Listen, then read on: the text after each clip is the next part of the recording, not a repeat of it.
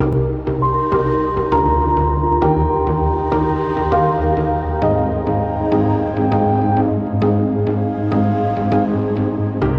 Variety, celebrating more than 118 years covering the business of entertainment, this is the Award Circuit Podcast. Peter Morgan, creator of Netflix's Emmy-nominated The Crown, is looking to do something a touch more masculine for his next project. But for now, I'd like to do something where people aren't polite, aren't upper-class British, and they have guns. I want some guns. Yesterday, I met a couple of fellow showrunners who were talking about scenes where they were talking about disposing a body, and how did they deal with it. I was so envious. I'm Michael Schneider, and on this episode of the award-winning Variety Award Circuit Podcast, we talk to The Crown creator Peter Morgan on ending his epic series after 6 seasons. But first, on the Roundtable, we preview this weekend's San Diego Comic-Con and give a few more thoughts about the Emmy nominations. It's all next on this edition of the Variety Award Circuit Podcast. Stay close.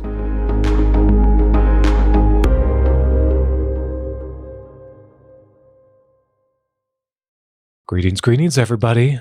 It is Look Alive. It's summer. It's late July. We've got a lot going on. Phase 2, it's happening. It's going on right now. Comic-Con, it's happening. It's going on right now. And we're here to guide you through both. We're taking your hands. We're shoving you into the real world and giving you our tips on how to survive the rest of the month. Take your hands with consent. Exactly. We're asking you to take our hand. As always, I am TV editor Michael Schneider, joined by Mr. Clayton Davis. Hello, Michael Schneider. Indeed. Jazz Tankay. Hello, Michael. Ooh, I can barely hear you. This is what happens when I don't ask you what you had for breakfast and check your levels beforehand. I actually have no idea what I had for breakfast. It seems like so long ago. There we go. Better? Mm-hmm. Better. There we go. Do another take? No, we're doing this live. It's live TV. We're going live. Fine. There's no time to edit this. This warts and all. And look who we have joining the clubhouse. Hello, this is the first time I've ever called this the clubhouse. What? Are you sick? Adam B. Berry. Adam B. Berry. Yes. Hi. Happy belated birthday, Adam B. Berry. Thanks. Oh, when was your birthday? Last week. Oh, happy birthday. I don't think I knew that. Oh, happy birthday. Yeah. Man. Thank you. Well, you missed it. 'Cause vacation. You wished him a happy birthday. Yeah, and I was on location. So. Oh, well, there you go. So you weren't even here. I wasn't Yeah. even here. Yeah. Well, last week, the B stood for birthday. Adam Birthday Very. So Adam is here because, of course, Adam is all things nerd. Yeah, tried to be.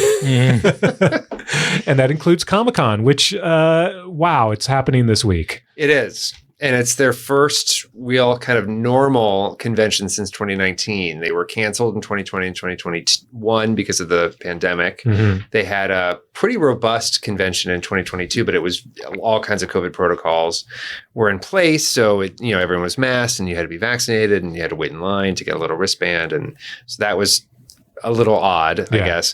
And then last year, of course, the guild strikes meant that most studios pulled all of their panels. So it was a very different kind of Comic-Con last year. So this is their first sort of normal Comic-Con in a minute. And it looks like it's going to be a lot of fun. Yeah. And I mean, I pent up sort of excitement, I think. Mm-hmm. Although, didn't you just wrote a story about that for Variety.com? I did. About the state of it, including the big question mark of what's the long-term plan for Comic-Con in San Diego? Yeah, I talked to David Glanzer, who's one of their top officials at Comic-Con, and he said that anybody who's been to Comic-Con knows that you have to contend with the hotel reservation system. But that system does serve a purpose of allowing attendees to get hotel rooms with not like a crazy jacked up rate. So they have a deal with all the different hotels in town to give a special Comic-Con rate to Comic-Con, and then they just fill up all those rooms. Yeah. It's an imperfect system, but it's still it's the best that we have. Yeah, it's the best of of probably a bunch of not great options, I suppose.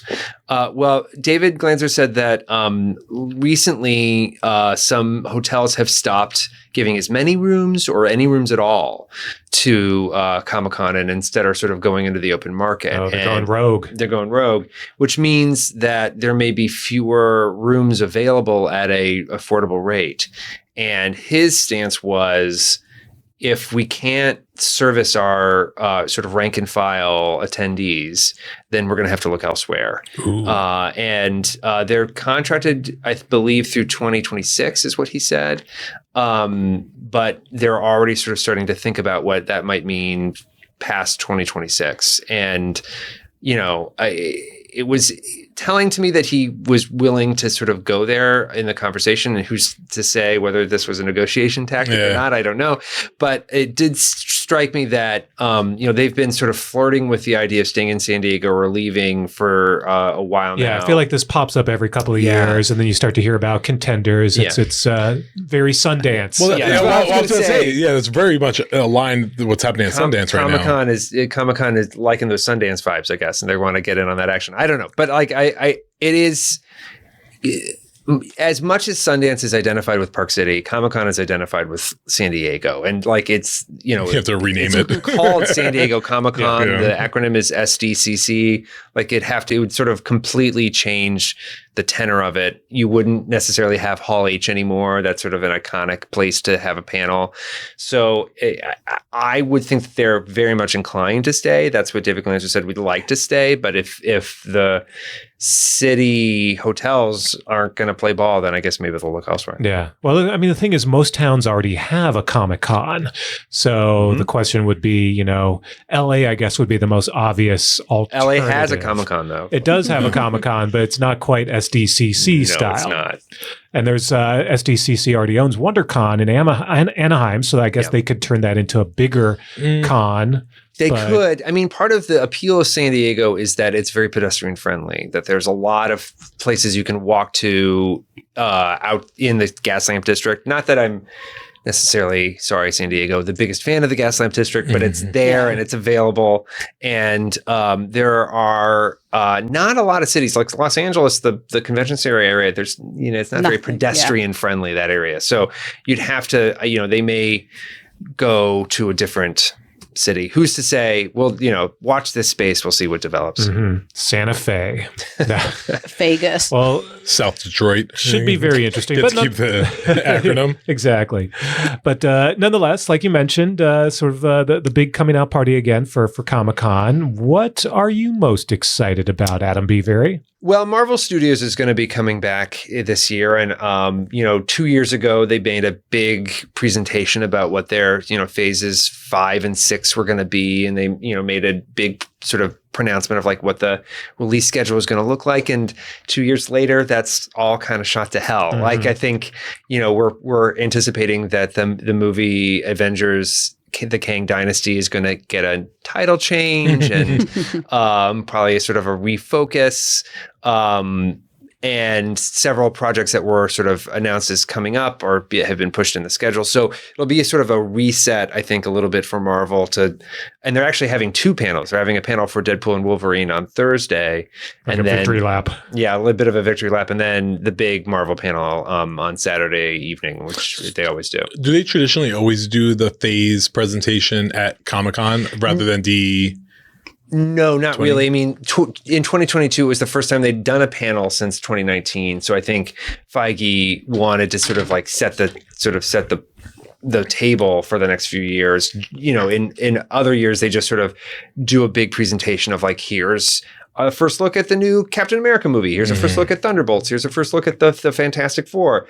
I'm anticipating all those things to happen. Yeah. But the big question mark is like, what will they say about the things that we don't know about, or if they're going to make any announcement of like new titles that are coming. Well, and the big question I think that Clayton was getting to too is D23 is just a couple weeks later. So how much are they going to say for their own show? The Kevin Feige is basically all but confirmed that Comic-Con will be about the movies and D23 will be about television. So you would anticipate seeing previews of Agatha All Along, Daredevil, Born Again, Ironheart, and then what else they may have in the pipeline. What would Star Wars do? Would it split both, probably? Star Wars doesn't do Comic-Con anymore. Okay. They do D23 because they're part of the Disney fold, but they have their own bespoke convention, the Star Wars Celebration, that they do every year, and that's where they put all of their energy. They haven't really done a big Comic-Con panel since 2015. Wow. That's interesting. Yeah. So they go to Bravo, really enough. It's BravoCon for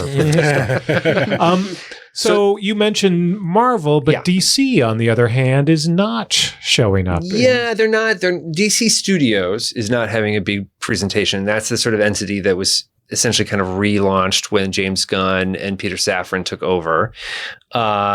James Gunn is finishing shooting Superman and then is apparently jumping right into doing the second season of Peacemaker. So I guess he didn't have the time. They are going to have a presence there. The Penguin series, the HBO newly minted HBO Penguin, the Penguin series is going to have a panel. Apparently, Colin Farrell's zooming in. I guess he's shooting on location and couldn't make it to San Diego, and then the great animated comedy Harley Quinn, which I love, and its spinoff Kite Man, hell yeah, is they're going to have a presentation as well. And then we've been told, we've heard, from around the block that there will be some kind of news made by DC Studios at Comic-Con. How or what that's going to be, unclear, but we're going to have our ears to the ground. So I would think that maybe in future years, DC will have a bigger presence, but we'll see. It'll just be James Gunn with a megaphone, like running up and down that boulevard screaming. So BVS Dawn of Justice. Yeah, but generally speaking, though, other than Marvel, it's going to be a very TV centric Comic-Con this year. There's going to be as it should be. It's going to be a big Star Trek universe presentation where they're going to show off the new season of Strange New Worlds, the final season of Lower Decks. They're going to preview the made-for-TV movie Section 31, and they're going to have some kind of presentation about their new show, Starfleet Academy, but they haven't even started shooting that yet. So that'll be there. The Walking Dead will have 2 major panels. The Lord of the Rings of Power is going to have a big mega panel where practically the entire cast is supposed to be there. There will be a few movies. They're mostly animated. The Transformers movie, Transformers 1, is going to be there with Chris Hemsworth and Brian Tyree Henry playing the young Optimus Prime and Megatron when they were buddies and before they were. Everyone's got an origin story. Do robots get old? I guess they age? I guess they do. They get rusty. Yeah. They get rusty. And then the DreamWorks animation movie, The Wild Robot's going to be there with Lupita Nyong'o and I believe Kit Connor. So there will be a bit of a movie presence, but it's going to be very heavily TV. You'll also see Doctor Who is going to be there. The Boys is going to have a sort of victory lap panel. So it's going to be there was a period of time where movies were very dominant at Comic-Con, and then I think studios realized that was maybe throwing good money after bad, and so they've really retracted their presence unless they can make a big splash. The other big movie that's going to be there is Alien Romulus, which just comes out in a few weeks, so they're going to have a big show. I have a 2-part question that's contingent on the first question. Okay. Is it true that Fantastic Four starts shooting next week? I think they may be already shooting. That's what I thought too, but they thought it was shooting. So then that leads me to the Pedro question. Yeah. I'm assuming they were going to maybe introduce them maybe there, but could that leave the door open for Last of Us to pop up there? We've looked into that, and I guess The Last of Us is not doing. HBO is not going to really have a big panel this year, other than the Penguin. So, it's depending on the year. Different studios decide to sort of, if they have the goods, they'll come and they'll show things off. 2 years ago, House of the Dragon did a big panel, but this year they're in the midst of the season, so they're not going to do that this year. That kind of thing. And nothing for Fallout Season 2. You think? No. Boo. Yeah, and you mentioned, TV has a much bigger presence now, but yet a lot of those big TV franchises that fueled Comic-Con, especially in the 2010s, are no longer around. So the Arrowverse shows, for example, once upon a time, Warner Brothers practically owned Comic-Con with just the number of those shows, The Flash, Arrow, etc., and they would all get Hall H panels, and and they had a huge activation right there on the floor, and none of that this year since all those shows are pretty much gone. Yep, they've all been sort of absorbed into the DC universe. I mean, I do think that once DC gets the engines fully purring, they'll come back with a much more robust presence. I guess they just didn't feel like they could make a large impact at Comic-Con this year, so they decided not And nothing for Mortal Kombat either? No. Not at least nothing that has been announced, and the schedule was out about 2 weeks ago. And I'm not going. Yeah. Well, don't worry, TV fans. No, because no Mortal Kombat. TV fans, CBS's Tracker has a panel. Oh. Yes, CBS's Tracker. So does Abbott Elementary, which I think is a really That is- adorable thing to Yeah. have at Comic-Con. Yeah, and they always have like a fun activation too. Yeah. Like they go hard on that. The whole cast goes to? Pretty much, Yeah. yeah.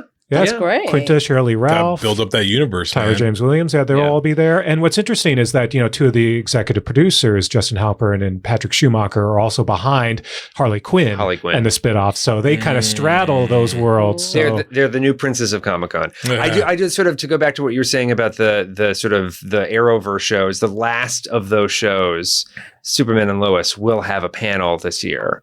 They're going into their final season. The previous season ended on a big cliffhanger. So I think for fans of that universe per se, if you want to sort of have a nostalgic moment, you could go to that panel. That's almost going to be like a series finale on the Arrowverse at Comic-Con. So. And just, I have another. You're gonna give me all the questions, all the answers I need answered. When it comes to castings of future Marvel, DC. Like, obviously they won't show footage, but do we expect any big casting announcements? That's a good question. It sort of depends on the year. There are some big roles that could be announced for DC. They've confirmed that Lanterns is in the works, but the main roles, Jon Stewart and Hal Jordan, have not been cast yet. So they could announce who those actors are going to be, but. Jon Stewart still needs to host the Daily Show. J-O-H-N. J-O-H-N. I was waiting. Sorry, for you that. know I was right for it. Walked right into it. It's like it's just they're teeing it up for Mike. Yeah, see, Adam's not familiar with how dad jokey this podcast I mean, he sees the Oh emojis. no, I am. I'm well familiar. It's like, Schneider, you're a part of this He's like, podcast. I I know know it's very dad. and like you've got a jail emoji specifically for your puns in our Slack room. So it would be it's weird though. Like if they were to make that announcement without the actors there, it's sort of like, is that worth doing? I'm not sure. But then for Marvel, it's interesting. There are a couple roles that you would expect to have been cast by now. Like first and foremost, Dr. Victor Von Doom, who is the main villain for the Fantastic Four and is one of the sort of major villains for the entire Marvel universe in the comics. And he's looms quite large across that entire comics universe. That role has not been cast yet. And there's been some persistent rumors, as yet completely unconfirmed, that Robert Downey Jr. may be stepping into that role in some sort of multiversal twist on like he becomes Victor Von Doom. Did Deadpool teach us nothing? As a way to get Robert Downey Jr. back into the MCU without necessarily sort of undermining the death that Tony Stark had in Endgame, which I think was for the fans an enormously impactful moment. I don't hate it. It's just going to be interesting. It's a real execution dependent decision to make. And who's just maybe that's just total smoke. I don't know. But that's, I think, something that fans are sort of wondering might happen. So, there might be things like that. And then, of course, there's the titles that we don't know they're going to announce, where they will, in 2019 speak, famously at the very, very end of their panel, they brought up Mahershala Ali and announced him as playing Blade. That movie is yet to even have a finished script, and they've gone through 2 directors and a half dozen screenwriters, and who knows when or if that project will see the light of day, pun intended. But so like something like that might happen this year. We'll just have to wait and see. Yeah, I wonder if those teases, like "Fool Me Once," the classic thing where we've seen so many of those kind of teases, including where we were just talking the other day about the end of many of these Marvel films, that we're still waiting for these characters to show up again. And at some point, as fans, is everyone like, all right, sure, we're going to see that? I mean, also, it's the most important question that looms is like, X-Men win. Like, X-Men win. That's been like... They've been teasing it for a while. If the people who did go to see the Marvels, there was a really sort of big X-Men tease at the end of that movie. And, Deadpool and Wolverine very much brings the sort of idea of mutants back into the sort of vernacular of the MCU. But, we'll have to see how they plan it out. I have my own theories as to what their plans are. Which if you want to know, I will tell them, but it's very exclusive. We do. Let's of course go. we do. Very I was going to say. Just nerd alert right now. So that's the spin-off podcast. Yeah, exactly. So the final movie supposedly in this new saga, the multiverse saga, is Avengers Secret Wars. There's actually 2 comic runs in Marvel that have that name. One was in the 80s that is kind of junky and was meant really to sell toys, and we Marvel fans sort of shrug at that. But then in 2015, there was a run that was pretty enormous, in which basically every possible Marvel character that existed was a part of it. It's all about, and they've been sort of hinting at it coming. There's been movies that have used the terms from that comic run of like an incursion and like one universe colliding into another and all of that. And the end result of that comics run was a sort of soft reboot of the Marvel Comics universe. Marvel famously is one long unbroken narrative, whereas DC sort of reboots itself every so often fully. Marvel has never really rebooted itself, and this was the closest they ever got, where they basically merged some universes together and made it into one. It was, in some ways, it was a way to get Miles Morales into the main Marvel universe. But I would think that if you were looking to kind of create a sense of fresh start, that you would use Secret Wars to do a similar thing with the MCU, where you would bring together a bunch of different sort of franchises that haven't had a lot of time in the MCU or any time, like the Fantastic Four and the X-Men, and use Secret Wars to sort of reboot into the mutant saga. Now, I'm not the only person who has this theory. Other people have floated this, but it does make a lot of sense to me. Whether or not that's what ends up happening, I don't know. Does that present a not problem, I guess, delayed, because the 2 Avengers movies, Secret Wars was the second one, correct?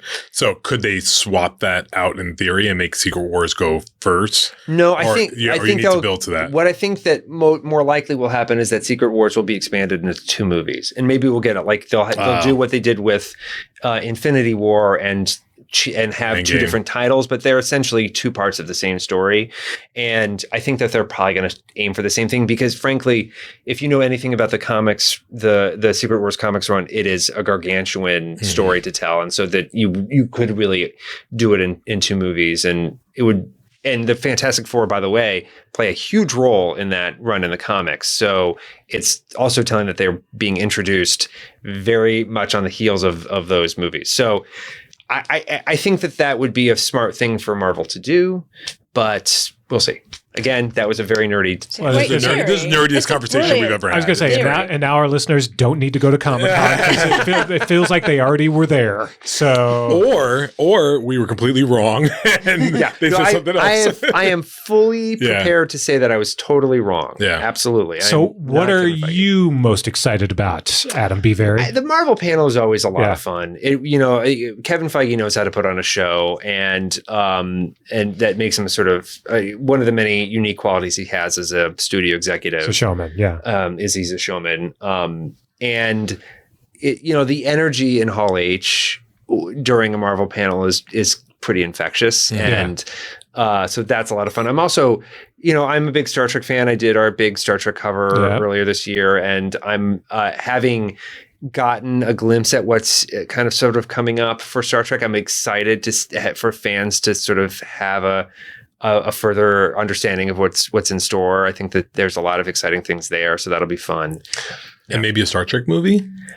We'll see. Paramount Pictures is not Parpix, you mean?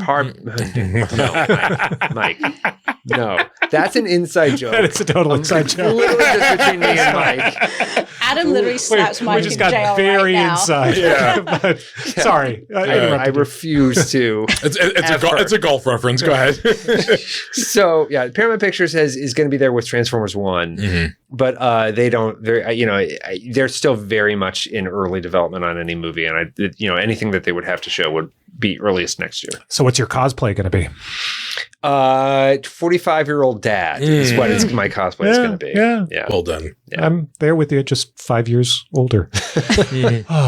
So What about you? Are you going to do any cosplay? Yeah, you're going to be there for a while. I'm going to be there too. I have my uniform that I wear always at Comic-Con is I always wear like my nerdy t-shirt, but then with a suit jacket. So it's like kind of cool, but then also still So professional. the Feige look is It's what the you're saying. Feige. Yeah. I pull a Feige. With the baseball cap, right? Yeah. And Mike's going to be basically living in one of the ballrooms, Ballroom 20, for the better part of Saturday for all of the Fox animation. It's all the animation back to back. That's my sweet spot. So it's Simpsons 46. Family So much Guy, fun. Futurama, American Dad. So they always put together a good show. They announce the new guest cast for the season and special episodes they're doing. Usually Simpsons sneak peeks the Treehouse of Horror episode for the coming year. So it's always fun. But I'll be there for a while. But I'm bringing my 19-year-old. So Nice. and grabbing an extra ticket too. So he'll be able to. I mean, he'll probably at some point say, "Dad, can just walk the floor." Yeah. Fine. You're not going to put him to work, have him send out a few tweets, Yeah. take some video for us. Maybe I should. Maybe I Wouldn't work. should. Help Julia with social. But no, it's going to be fun. So there we go. We got Comic-Con, and meanwhile, we've got Phase 2 of the Emmys. So we didn't have Adam on last week. So Adam, real quick, what were your thoughts on you were off gallivanting doing real work? During the announcement. So you didn't get to be. Covering the Emmys is real work, but But you didn't get to be Sergeant Snubs the way. No, actually, Kate is Sergeant Snubs. You're Detective Surprises, right? that's true. Yeah. Yeah. So you didn't get to be Detective Surprises this I time. wasn't but, Detective but what did you Surprises. think of the nominations last week? I was mostly very pleasantly. I thought it was a very good mix. It tickled me to no end that if you were an actor on the morning show, you got an Emmy nomination, pretty much. And when you didn't get one, you feel bad because you You're walked Sad. out. Very sad. You're times. really bad. Yeah. And I wasn't surprised that the curse got blanked because it's a very unpleasant, very well done, unpleasant experience. And generally, and across the award spectrum, if you're asking voters to sit through something unpleasant, good luck to you. Well, plus we don't know what show that network's even on anymore. It's Showtime, maybe Paramount Plus Plus with with Showtime, but Yeah. Paramount Plus not without Showtime. Yeah. So that did not help it. But what do you think of Fallout? Doing quite well.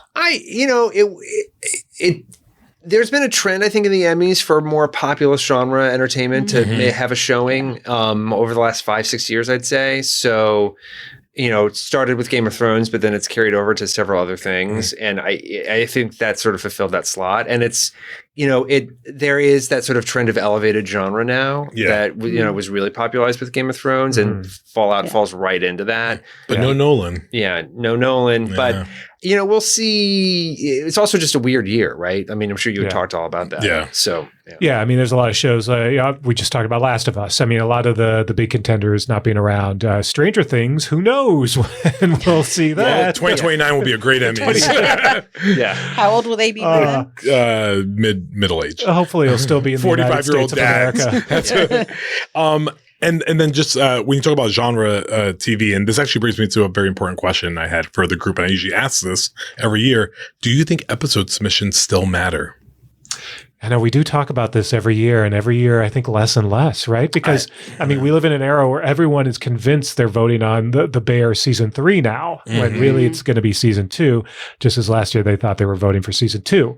Yeah. So it doesn't matter. And like there's so many TV shows. It's the fact that people even know what a show is probably a win. Yeah, I was having a discussion with an industry person that said they think phase 2 kind of doesn't matter, that people already have their minds made up by then, which I don't know if I necessarily buy that. But, and just for anyone who doesn't know, for the series categories for drama and comedy, you submit 6 episodes, 6 of the best.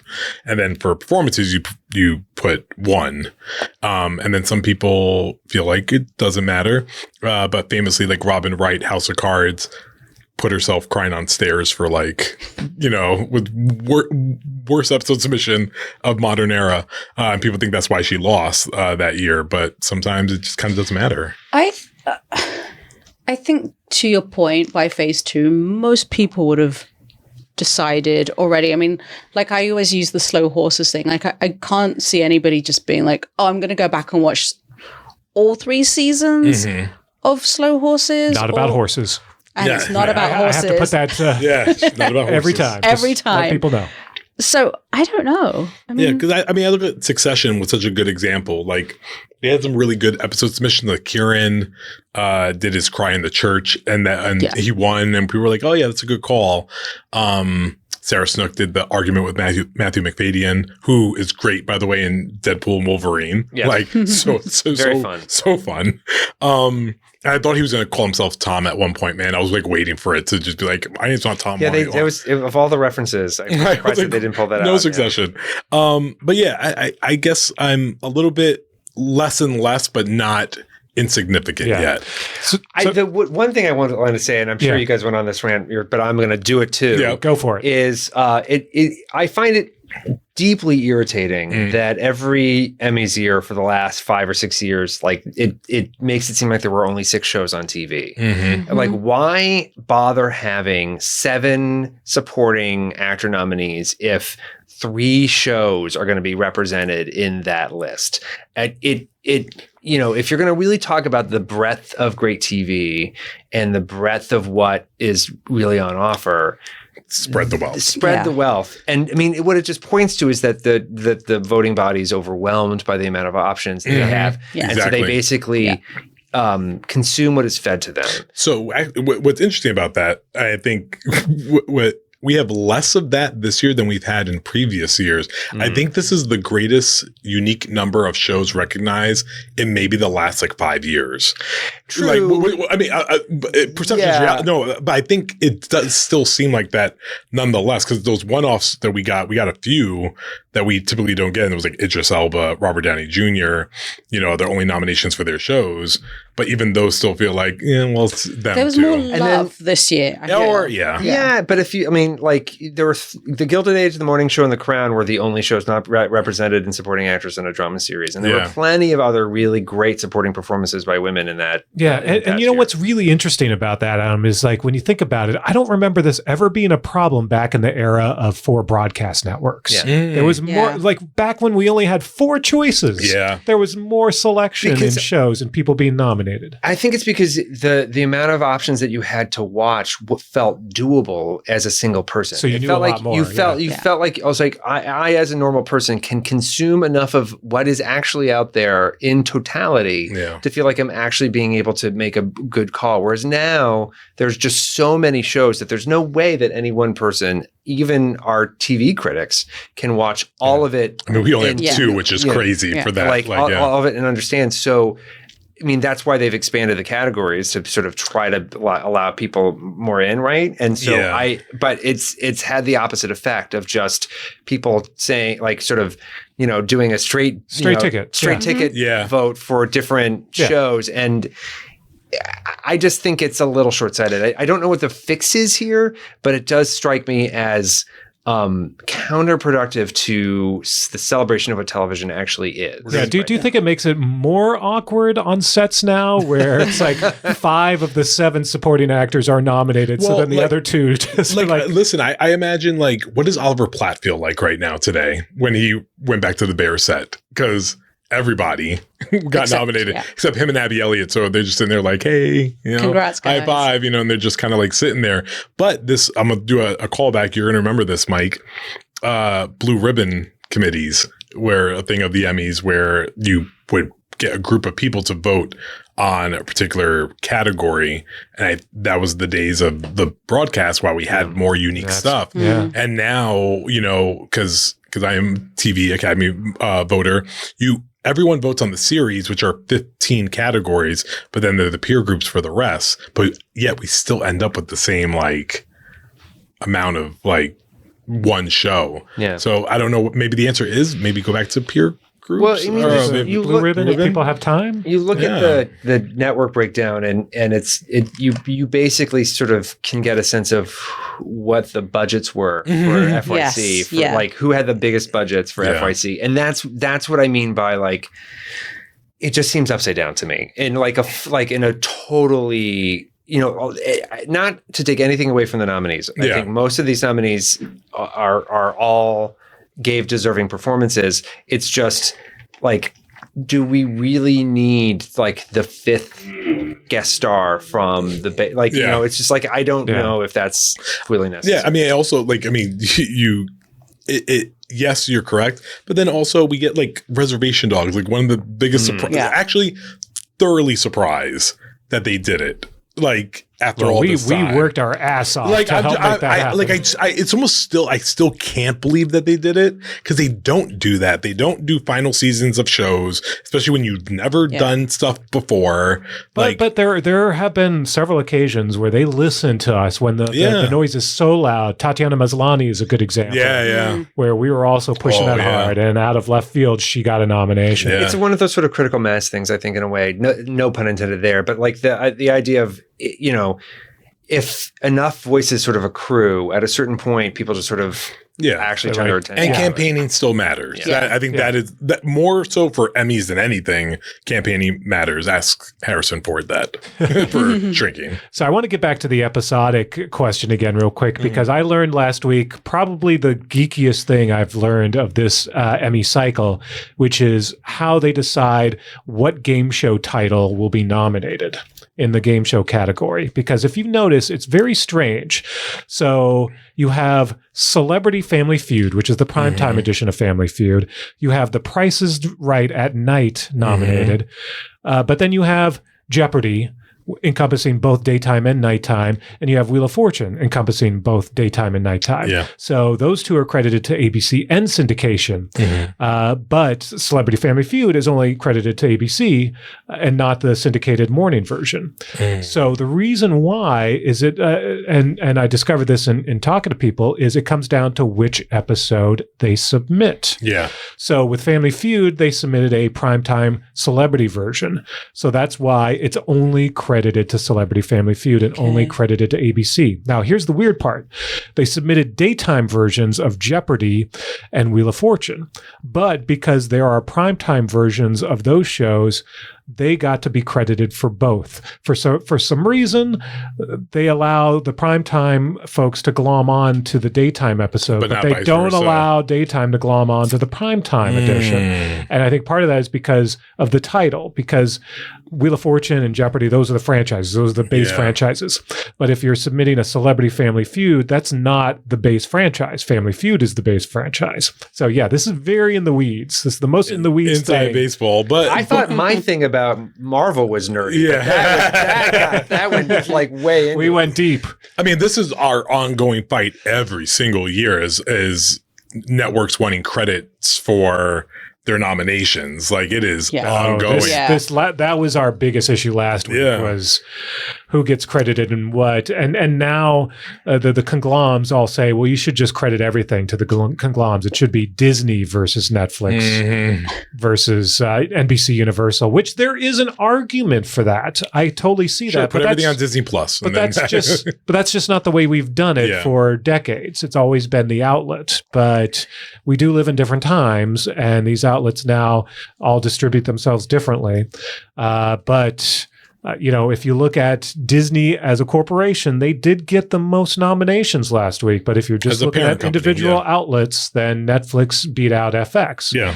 So it's at some point you can't even. I mean, the TV Academy they just gave up. They don't even put out a roster. Well, they tally did it. They anymore. did it one year, and then no one ever forgave them for it, and they said, "I'm never doing this again," because they combined HBO and Max, and everyone got so mad. It sort of depends on what you're looking at, right? Like if you're looking at, the individual branding of each network, then it does make sense to sort of slice it up more finely, right? Because FX is not Disney Plus, is not, but if you're looking at like the heft of the money being spent on FYC and on sort of getting these shows recognized, then you really do want to go. My thing is always like, what channel do I watch it on? Like, that's true. But it's tough because go to the FX question. You watch FX now on Hulu, so Hulu should get that credit, not FX. But FX was the producer of it, not Hulu. Yeah, but then if we go producers, then we have to go Warner Brothers Television for Abbott Elementary. It also just feels like we're like. Like one of the stories I think of the business of the last 10 years is that everyone keeps trying to apply the old model to the new way it is. And I think that like what we're sort of grappling with is that the way that TV is sort of presented now is not really quite compatible with the way that the Emmys are set up to recognize. It's messy. It's messy because we still have one foot in the old way and one foot in the new way. So until the business really sort of evolves into the new model, we have this weird sort of hazy middle ground where, we still live in an era where there are still broadcast networks and basic cable networks, but, clearly the attention is now focused on streaming and platforms. Also, apparently what we decide is a funny show. How we define comedy. Yeah. 30 minutes versus an hour. Do you have, Well, that was my joke this week is after much pressure, will the bear step down from comedy and decide to... It will not. How much did you lie? It's going to go down with that ship. But, we digress. That's for all of them to argue amongst themselves. Yeah. But so a week in, we've had more time to digest. Jazz, anything now that you've been thinking about as you sort of dive into phase 2 and you look at things, especially from an artisan's perspective, that stood out to you? I think it's been, from the artisan's point of view, the casting, I think, has been really interesting of seeing seeing the casting directors from like Only Murders in the Building and just learning their stories of like, how do you add to that cast, right? Like you've got Martin, Steve, and Selena doing this great thing, and then they bring in Meryl Streep. But then the bear too, right? It's like, how do you cast the bear? Yeah. And like, why would you just throw John Cena in an episode? Right. But that's a season 3 conversation. Yeah. I mean, again, I think my big thing is the conversation the question that I've been asked a lot, as everybody knows, I love RuPaul's Drag Race, and people have been asking like, how is that versus the Traitors going to play out? So it's a SmackDown. It's like, is it going to be Traitors takes show and Alan Cumming, or is there a split? And then the Amazing Race comes right back. The Amazing Race. But then you've also got The Voice. But I'm like, I don't know about The Voice, but just want to point out that RuPaul did lose to Lizzo. Right. That didn't return. So that's my theory for that is probably Alan gets it and Drag Race wins show. Or maybe it's both. Maybe Traitors just does it. Maybe it does it. Yeah. Could be there is that transfer of power every couple of years in that category. Yeah. So what about you, Clayton? My big question actually is adjacent to what Adam was talking about this kind of down the line ballot. And it's do you go bear everywhere on, for predicted winners? Do you go Shogun everywhere for predicted winners? Or do you think that voters will be able to pick and choose what they like? And I don't know. And I feel like, when it comes to comedy, I've said this to people, Liza Colon Zayas is going to be your key to knowing what happens. If she loses on the night, that means Bear is going to win everything else. If she wins on the night, that means they're considering it season 3 and it's going to have a bad night. That's interesting. Because I still believe Eben won his Emmy a season early. He won for season 2. That goes back to your episodic question. Yeah, do episodes matter? And I don't know. So I'm interested in that. And then Shogun, listen, non-English language, it's tough for people sometimes. Squid Game couldn't do it. So Shogun is a different story. I mean, I think like Anna Sawai is going to feel really good. I think that's happening. And then there's the whole Baby Reindeer of it all and True Detective having 19 nominations.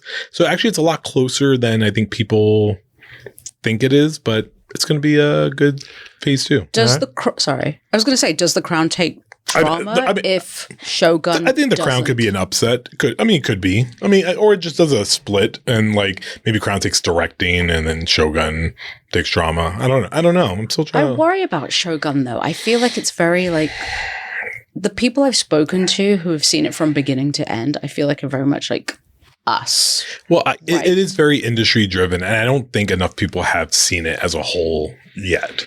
I think also you can't discount the fact that I think people have a lot of affection for the Crown and the accomplishment that they had, and that is its final season. Yeah. And Imelda Staunton, and like Claire Foy won. Oh shoot! Now I'm blanking. Olivia Colman won, and so now on a switcheroo, by the way. And Claire Foy is once again nominated as guest. So. Also, speaking of like awkwardness, like Claire Foy is nominated, but Olivia Colman was not eligible. Was not eligible. But not eligible, which is bananas. Here comes nerd stuff. You should read Variety.com. Sorry. You need the new rules, quote unquote, that they came up with this year is that you have to appear in 5% of the episode. So that episode that they both appear in, which is the finale, is like 40 some odd minutes.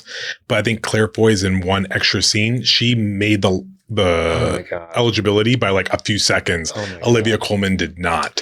But Olivia Colman got her Bear nomination, so she's so she's all right. But I also think it's like crazy that like Bradley Cooper was eligible, but again he's dealing with shorter screen time, and he was on screen for 3 minutes. Olivia Colman was on for like 7 and still didn't qualify. Basically, listener, what you have to understand is that every single person that works at Variety is a ginormous nerd and loves this stuff. We have our own nerdy stuff. It's good. Well, on future weeks, we're going to dive in category by category and get a little deeper into what to expect as we barrel our way towards Emmy Sunday on September 15. But for now, Adam, thanks for joining us. Thank you for having me. This was a blast. Have a great time in San Diego. And for the rest of y'all, we'll see you next week.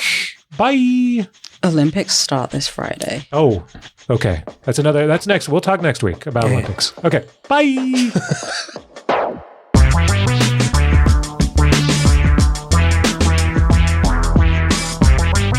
After the break, the Crown creator, Peter Morgan. From Los Angeles, this is the Variety Awards Circuit Podcast.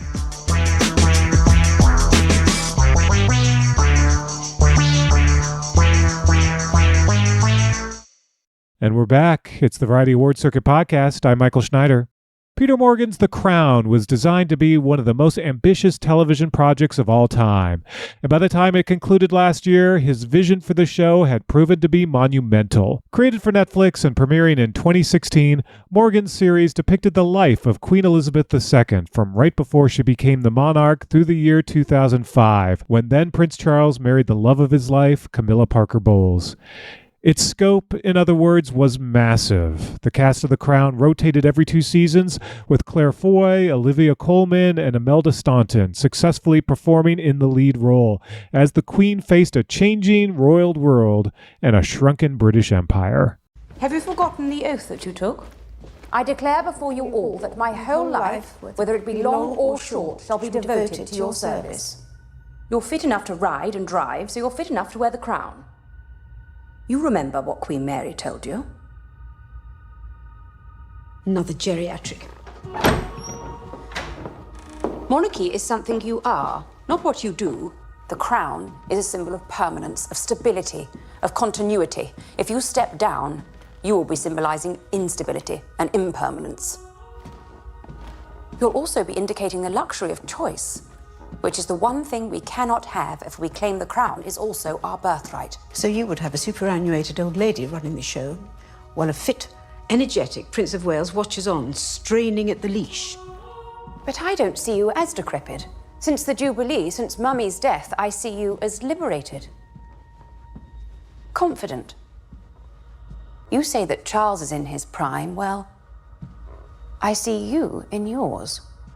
Over 6 seasons, The Crown has earned 21 Emmys and a total 87 nominations across all categories, including 18 this year. For drama series, Imelda Staunton in lead drama actress, Dominic West in lead drama actor, Elizabeth Debicki and Leslie Manville in supporting drama actress, and Jonathan Pryce in supporting drama actor. Besides series, Peter Morgan is also nominated for Outstanding Drama Writing. Morgan recently sat down for Variety's Showrunners Sit Down with Kate Arthur. They talked about his fears about showing the lead up to Diana's death, how Queen Elizabeth's death in 2022 changed the final season, getting the 3 queens back for the series finale, what he didn't include in the show, and why he's taken a break from the royal family for now. They began with Kate asking him how long he had known where he wanted the 6th and final season of The Crown to start and how he wanted it to end.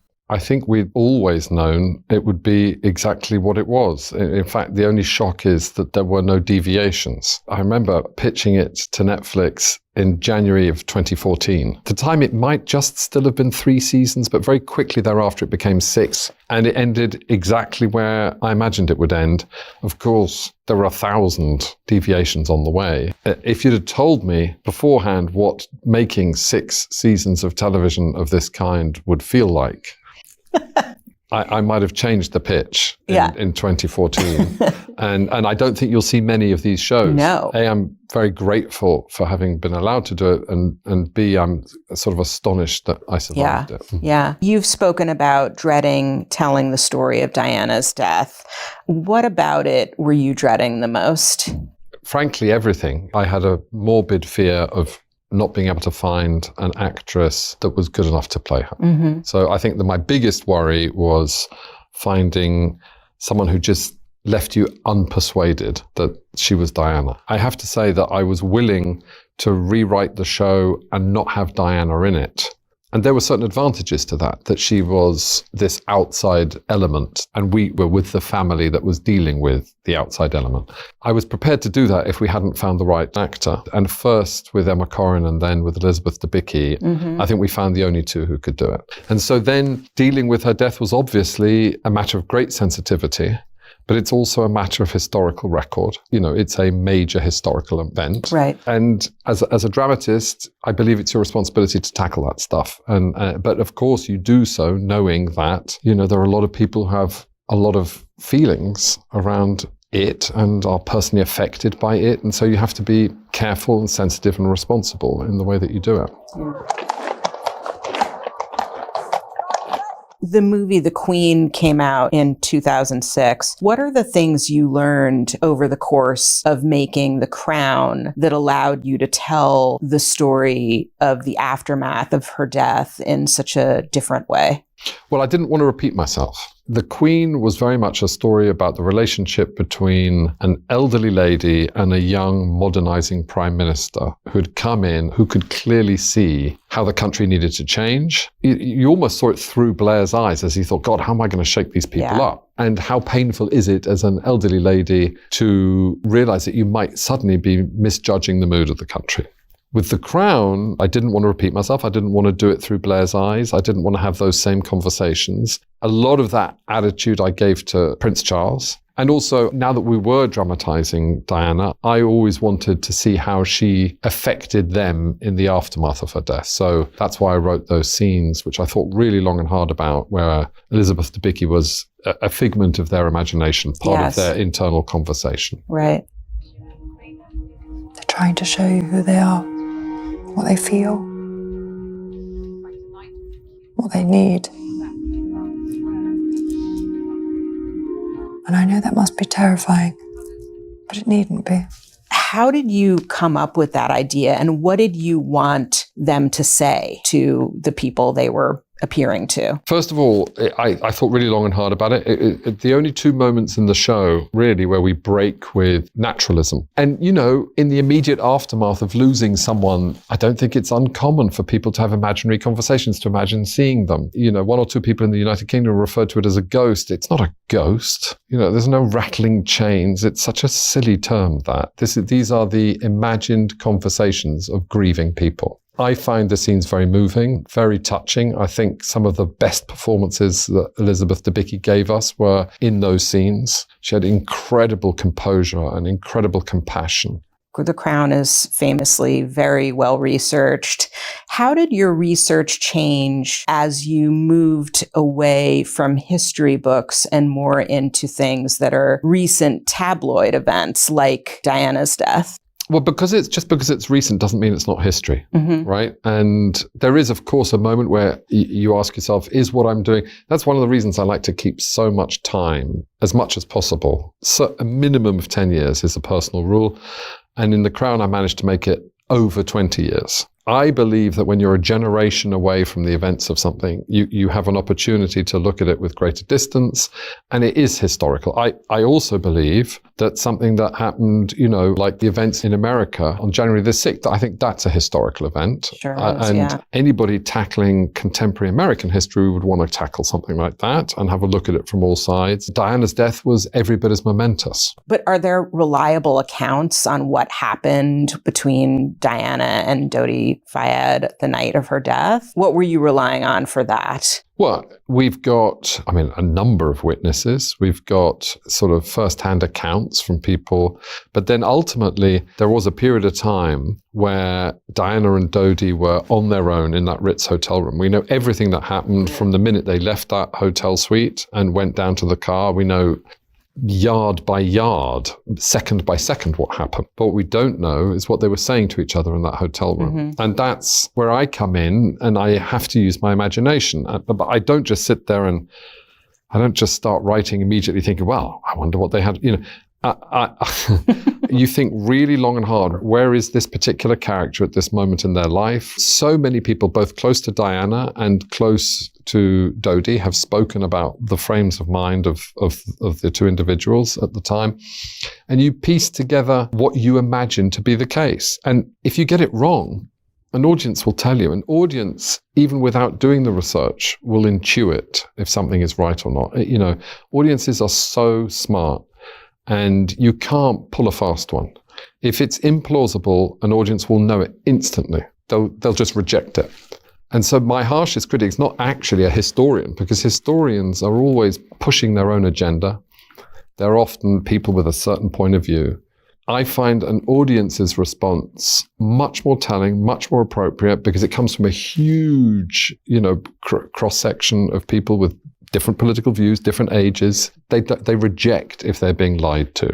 And so we have to do a lot of work and a lot of thinking. And I call it joining the dots, where you know that this happened, you know that this happened. You sort of are reliably told that this person felt this and this person felt this, but there still leaves this gap. Yeah. And that's the gap that a dramatist has to step into and do their best. It just so happens to be that I'm drawn to that gap filling. For many writers, it would be too restrictive. They want the wide open planes of their imagination to be able to go in any direction they want with pure fiction. And for other people, they would want to do real second by second recreations of verbatim, where we know what was said, and they would want to recreate that. And I'm somewhere in the middle. For me, the fun is in the imagination. But imagination, which is so well backed up with either anecdotal records, personal interviews you can do, historical books, that you can actually then imagine accurately. That scene that night in the Ritz Hotel, I'm particularly proud of that scene, because I really believe that is as close as one can get to what Diana and Dodi were saying to each other that night. I can't make your father love you more by becoming your wife. Actually, I think you can. Well, I'm not going to do it. The fact that she didn't want to, the fact that she didn't want to hurt his feelings, the fact that she had no intention of marrying him, the fact that he was acting under the pressure of his father. Yeah. There was a terrible tragedy at work there, and very moving. My conscience is pretty clear about where we got to with that. How did you figure out how to map the rest of the season going into what would be the end? There was still 7 or 8 years left to cover. I always knew where I wanted to get to. I always knew it was going to be Charles marrying Camilla and what that would provoke in his mother, and the kind of questions she would ask about whether she should or shouldn't abdicate. That's basically like starting a whole season again and thinking to yourself, what are the key events that happened? And these are the questions you would ask yourself every time. What are the events we can't live without? What are the events in each personal character's life? And so, for example, we knew that Princess Margaret was going to die. We knew the Queen Mother was going to die. Suddenly you had this, oh my God, it was really Right. inconvenient. Yes. For a dramatist, you're like, well, you can't have all those deaths in one, they come all, couldn't they space them out? Right. You're given suddenly far too much story far too quickly. Yeah. And how do you manage that? Because I always, in my head, always think of the Crown as a train moving through history. Our train particularly moves at the same pace all the way through, which is a decade a season. So when things suddenly happen in bunch and you think, well, we might need 3 episodes to deal with 1 year, the train gets, its rhythm is messed up. So the bulk of my time was not spent writing the episodes. The bulk of my time, I'd say 60% of my time as a showrunner was spent figuring out the season, mapping out the 10 episodes. Once I started writing episodes, I would stick to it.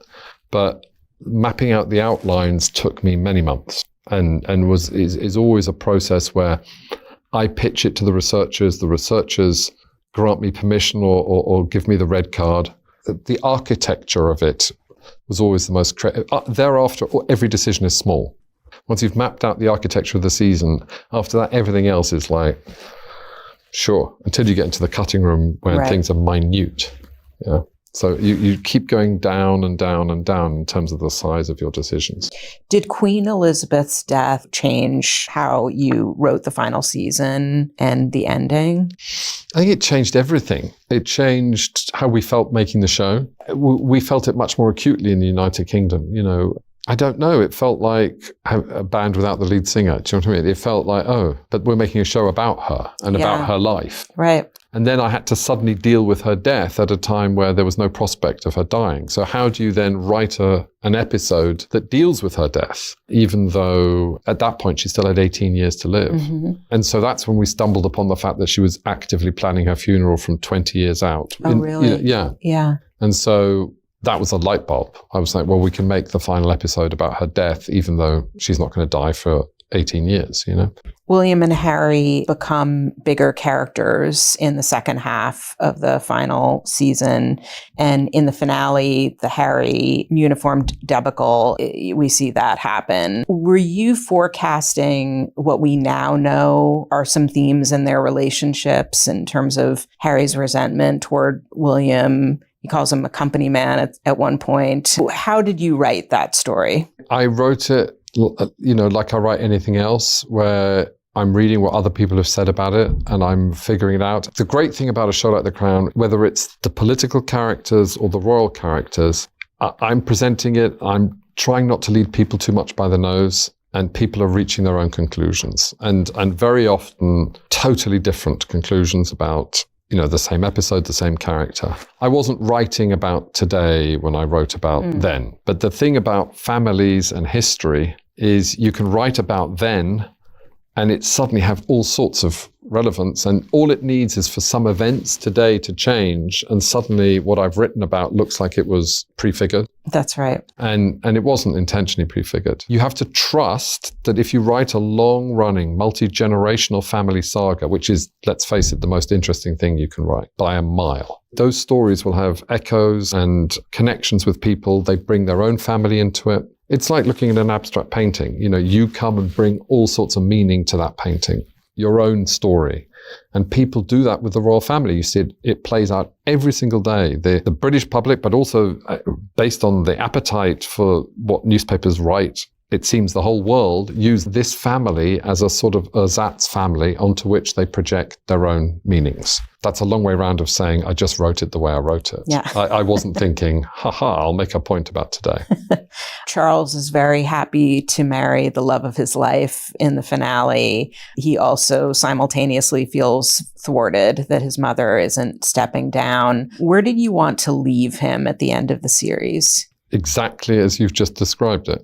I thought that was, as I listened to you ask the question, I thought, I like the sound of that. I like the sound of two things being possible at once and both of them being strongly held positions.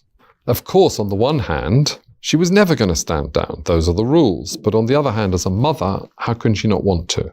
Because the act of staying on involves her becoming a bad mother, right? A good queen, but a bad mother. Because she's denying her eldest son the fulfillment of his lifelong preparation. And knowing that if she stays on the throne for the same amount of time that her mother stays alive, you're going to end up with Charles being exactly as he is today, a vulnerable man, not in the best of health and no longer in the prime of his life. What a shame for him, on the one hand, that he hasn't been able to have his own reign. He's a deeply interesting man and a very committed, responsible king. But he's now, unfortunately, struggling with other things and other challenges that come with age.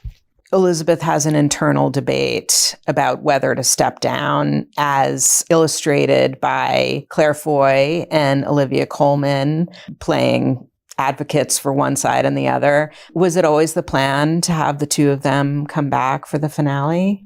There's always the chance that the actors would be unavailable or the actors wouldn't want to come back. So I think before I floated the idea to anyone, I seem to remember making contact with Claire and saying, if I were to write, one scene, just one scene, would you? And she said, yeah. And I knew that Claire, if I'd have said, I'm going to write a whole episode, she'd have said no. I knew I had one shot and it would be one scene. And I think it was the same with Olivia, because I think when actors move on, they want to move on. I understand that. I think it was their respect for Imelda Staunton rather than their gratitude to the show that brought them back. And I was thrilled. I suddenly thought, good, I've got one scene with both of them,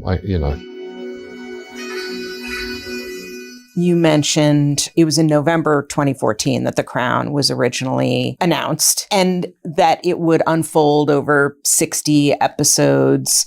One of the, if not the most ambitious television project ever to be planned. What do you remember about going in? Were you... I had no sense of what I'd taken on, because I think if you do know, you wouldn't do it. Right. I think you just, you stumble in like an innocent fool.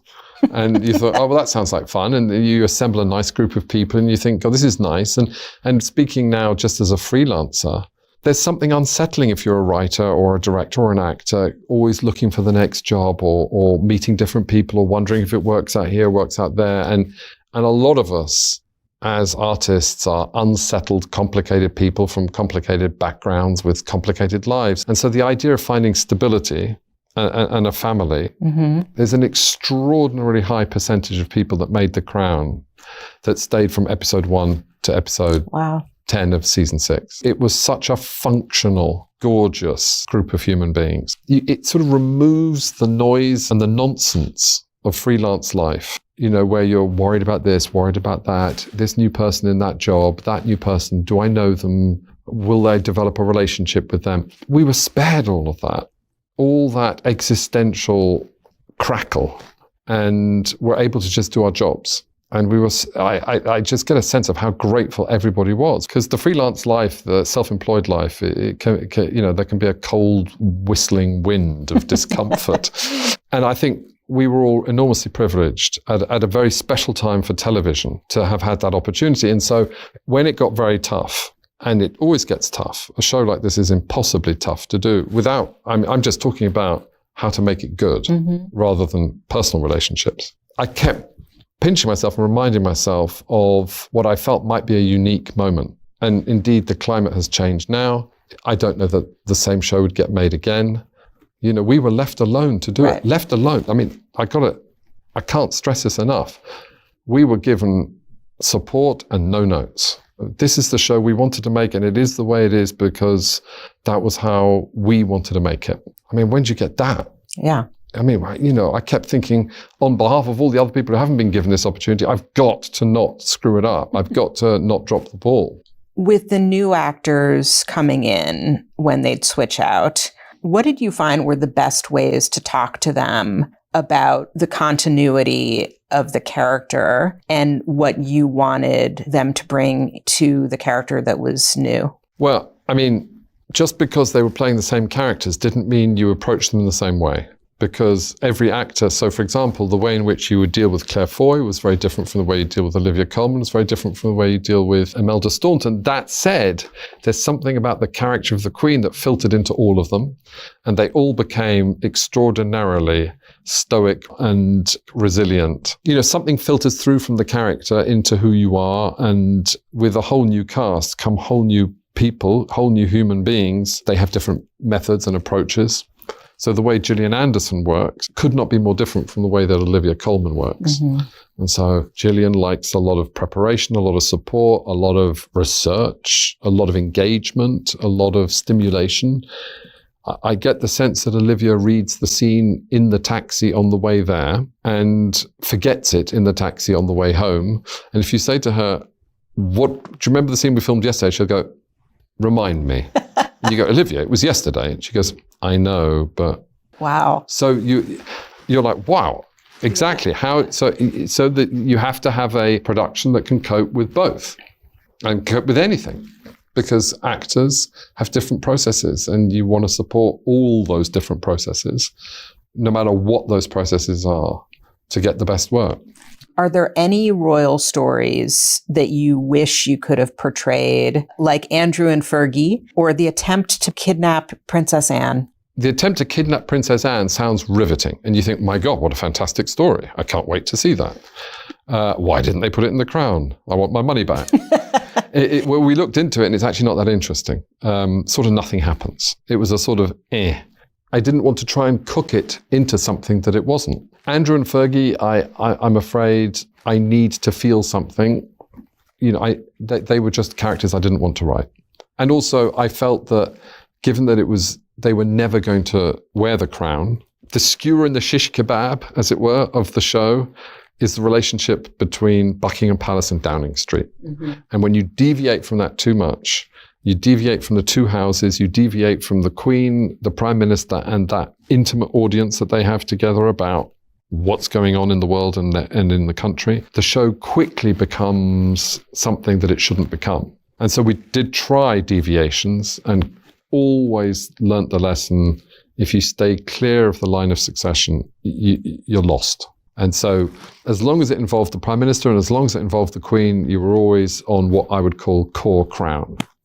As a writer, have you always been interested in writing historical figures? No, that came to me when I was about 40. So I've only been doing it about 20 years. Mm-hmm. I mention it to my own children always.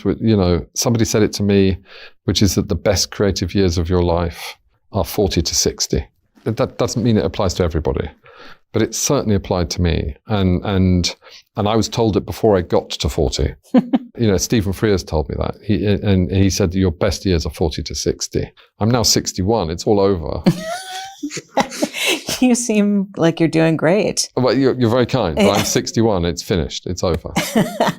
Is your next project adapting your play Patriots? No, my next project is an adaptation of Boys from Brazil.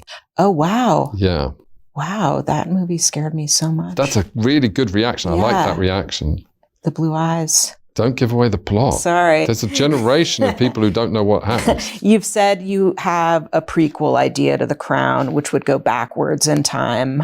It would start further back and then move forwards. Yes, no, sorry. It wouldn't be Benjamin Button, linear. The Crown. It would be linear, but it would be in the past. Has there been any forward movement on that? Nothing yet, because, I'm enjoying my time outside the palace gates. And I'm excited to do these other stories. But if I don't become too decrepit, at some point I might like to do that because the story is sensational. You have a specific idea. I do. Spill it. No. Okay. There's always so much drama with the royal family. Spill it. Spill it. Even recently with the whole Kate Middleton having cancer and Yeah, I wouldn't go anywhere near that. Right. But do you watch it as a spectator like, thank God don't. You? I just think... where is Kate hashtag for you? I hope the British press behaves well. And I hope we behave well, because actually the press responds in many cases to our greed. And I just hope we all collectively, whether it's us or the press, behaves well. These people need privacy sometimes. From watching it in the US, it just seemed like the British media at a certain point, not just the tabloids, but the media became more and more outraged about things in The Crown. Did that make the show harder to make? There's an unfortunate climate of outrage about everything. I try and understand it. I don't see it in American newspapers. I don't see it in French, in Austrian, in wherever I travel. I don't see the same degree of what I would describe as outrage. There is an outrage response to everything in the UK. Yes. And I think it's deeply troubling. I think it's, reviews for any movie are either 1 star or 5 stars. That doesn't reflect, everything is dialed up. And I can only imagine it's because journalists are under pressure to keep their jobs. Their jobs are being measured by clicks. If you get a certain amount of response to what it is that you write, you will get, but I'm appalled when I read English newspapers, no matter what the subject is, how much outrage and how much judgment and how much, so we got caught up in some of that, but everybody gets caught up in that. No matter what, if you're doing something that has high visibility about a subject that is as discussed and turned over as the royal family, you're walking into an area where there will be people expressing opinions and trying to make money from it. There's a lot of royal correspondence, there's a lot of historians, there's a lot of people who have agendas. But I want to say it's about sport, It's about politics, it's about culture. There's rage, there's a lot of outrage. What's something you still want to do as a creator? Oh, there's a lot I want to do. Right now, I really want to write some men again. For me, The Crown, even though there are male characters in it, it feels like a female show. I've always felt I was writing a feminine show where the protagonist was female and everything radiated out of that. I think I want to write a couple of things now which feel masculine. I feel like re-engaging with that. But also, one of the reasons why I hold on to the opportunity of still going back to The Crown is because of a complex female character at the heart of things. And I enjoyed that. But for now, I'd like to do something where people aren't polite, aren't upper-class British, and they have guns. I want some guns. Yesterday, I met a couple of fellow showrunners who were talking about scenes where they were talking about disposing a body, and how did they deal with it dramaturgically. Mm-hmm. I was so envious. I want that problem. I want a problem of how to deal with a body. Will there be bodies in Boys from Brazil? Yes. Okay, yes. A lot. Yeah. There's a really excessive amount of death. Oh, yeah. Oh, no, I'm making sure of that. That's creator Peter Morgan of The Crown. All 6 seasons are streaming on Netflix.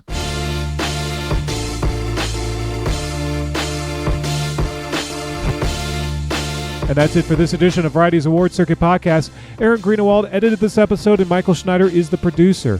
Be sure to subscribe to the Award Circuit Podcast on Apple Podcasts, Spotify, or wherever you download podcasts.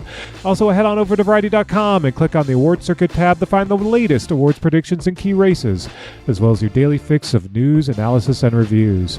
For Jazz Tanke, Emily Longaretta, and Clayton Davis, I'm Michael Schneider, and we'll see you on the circuit.